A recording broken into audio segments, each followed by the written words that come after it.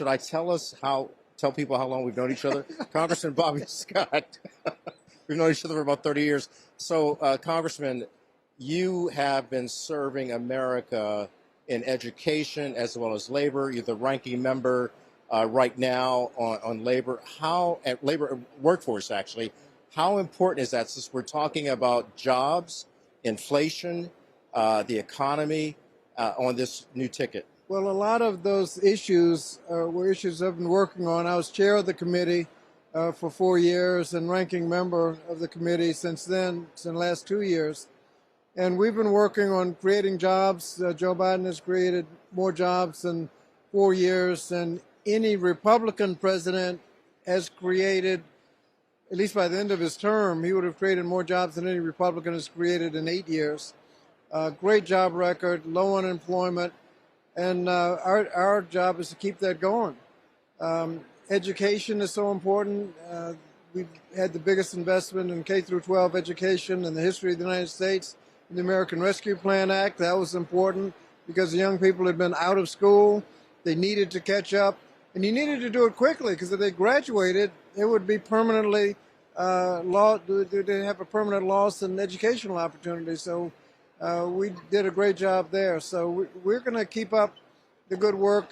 Kamala Harris was involved in all of those issues, and so she's going to continue creating the jobs, keeping unemployment low, and working effectively to keep people working.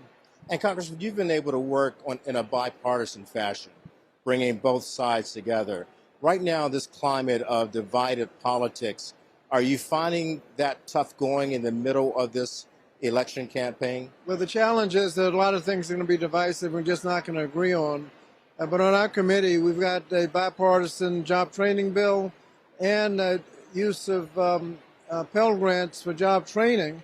If we can get that passed, that would be transformational in giving people opportunities to use a Pell Grant, not just for college courses, but for shorter-term programs that they can't use them for now. Welding and things like that, jobs where there are plenty of openings and can transform somebody into a minimum wage worker into somebody who, with overtime, can make six figures.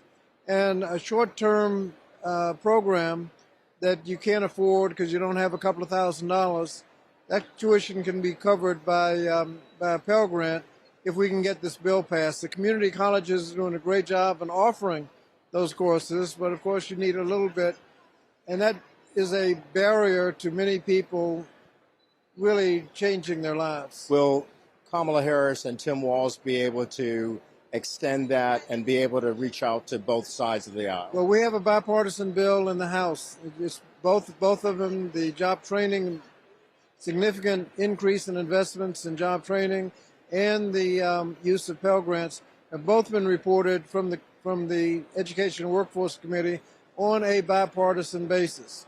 And so we're optimistic that we can get it through the House. We're working with senators to see what we can get past the Senate. But these opportunities are there, and people have to recognize that if you got a good skill, and our area, as you know, is heavy in shipbuilding, they can't hire all the people they need. And these jobs you can have great careers if you can get the skills. And these will enable you to get those skills. And then, of course, the former President Barack Obama speaking later tonight. And you've got great speakers, and there'll be great speakers all week. All right. We heard tremendous speeches last night, and I was delighted to see President Biden actually brag about many of the things he did. He talked about jobs. He talked about investments in climate, investments in reducing health care costs and premiums and drugs. All of the investments in education, all of the fights for your rights, your worker rights, your voting rights, reproductive rights, LGBTQ rights, all those he's been fighting for. And he's been a little slow on taking credit for it.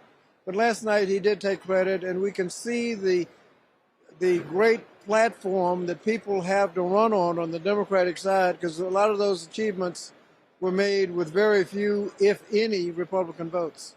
Congressman Bobby Scott of Virginia, I want to thank you for joining us